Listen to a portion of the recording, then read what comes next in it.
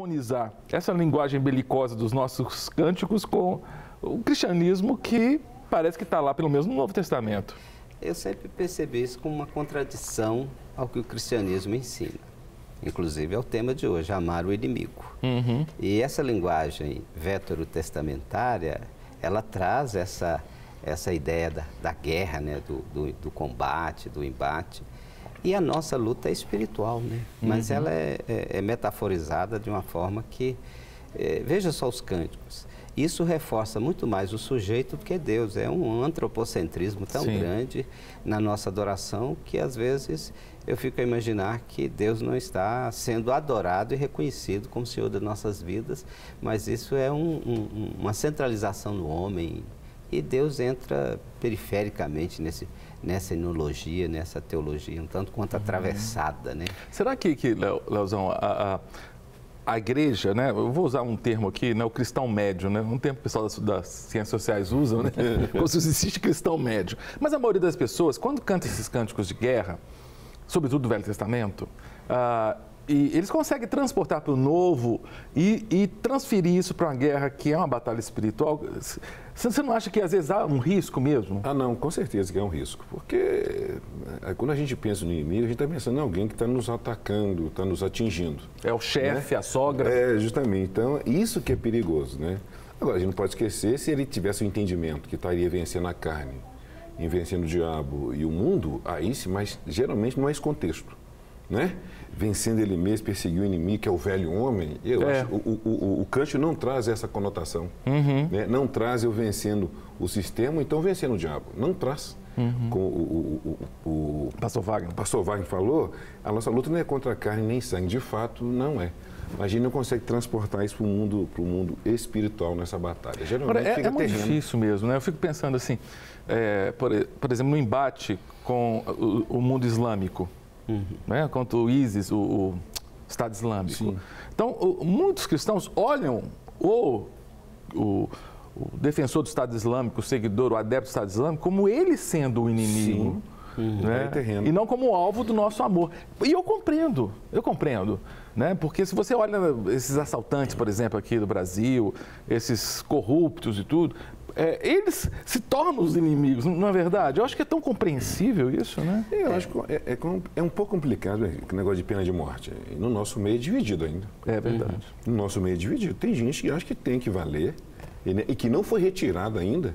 Isso vem do velho e não foi retirado. Agora tem essa contrapartida e diz, e o amor aí ao inimigo, a partir de Lucas capítulo 6 aí, como é que fica então? Então é um negócio ainda dividido.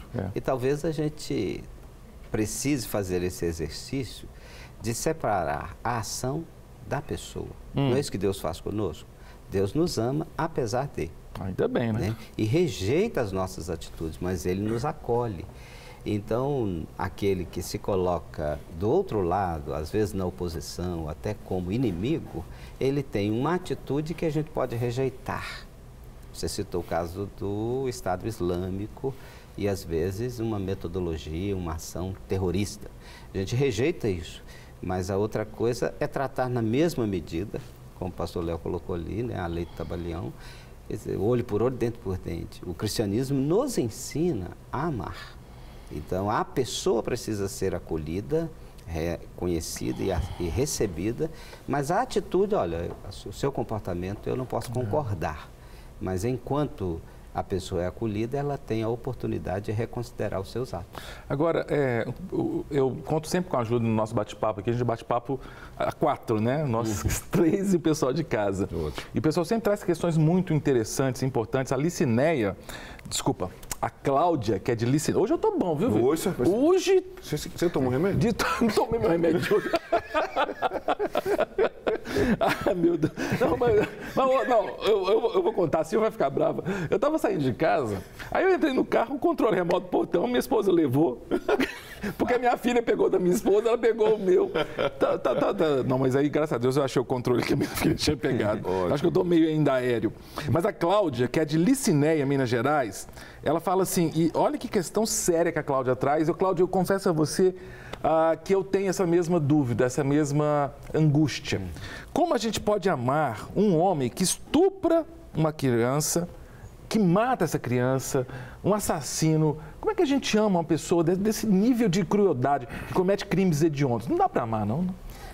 De fato, quando você entende o amor como uma relação comercial, você faz por merecer.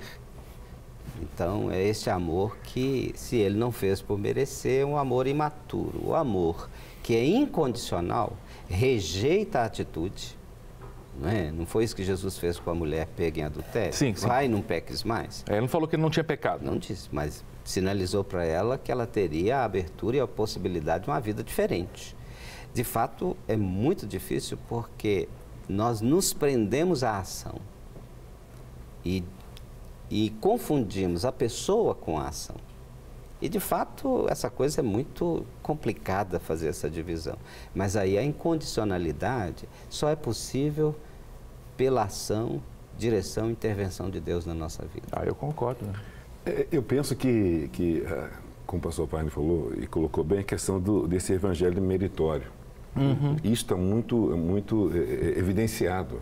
Ele tira a cruz e coloca a questão de mérito. Então, à medida que eu mereço isso, porque eu faço isso é muito complicado. Mas quando você pega Mateus capítulo 5, que fala da bem-aventurança, ela é a base. Depois do capítulo 5 ele vem, então vocês têm que ser sal da terra e luz do mundo. Isso. A base é a bem-aventurança. E ser pobre de espírito, se alegrar quando for perseguido, isso não é pregado.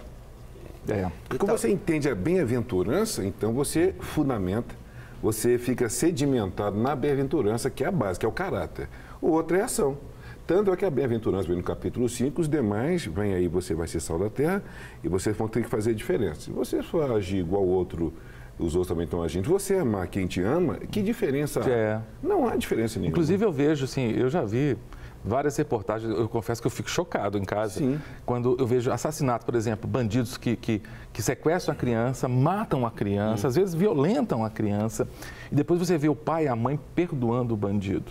Eu falo, cara, só Deus mesmo para fazer. Deus. Porque assim, na nossa lógica humana, é lei do talião, olho por olho, dedo por dente. É isso aí. Ainda mata devagarzinho, para ir sofrendo. Para ir sofrendo. Agora, eu me lembro uma vez, um pastor Márcio, alguém chegou perto dele e falou, pastor, onde é que Deus estava quando chegaram e mataram a minha filha e tal, e falou, filho, Deus está no mesmo lugar quando ele entregou o filho dele, que morreu por mim e por você e pela sua filha. Ponto final. E às vezes a gente pensa no amor como essa emoção. Emoção é sempre uma reação e não como uma atitude, como uma escolha, como uma decisão. Então, antes de pensar emotivamente, eu vou pensar cognitivamente. E nós, cristãos, temos esse imperativo de amar, e não o amor como uma reação sentimental. Sim. Gostar de quem gosta de mim é fácil. Muito. Mas gostar, amar quem me rejeita, quem me é contrário, quem me é adverso, requer uma atitude. Uma atitude que tem que ser repensada e reafirmada a cada dia, a cada momento.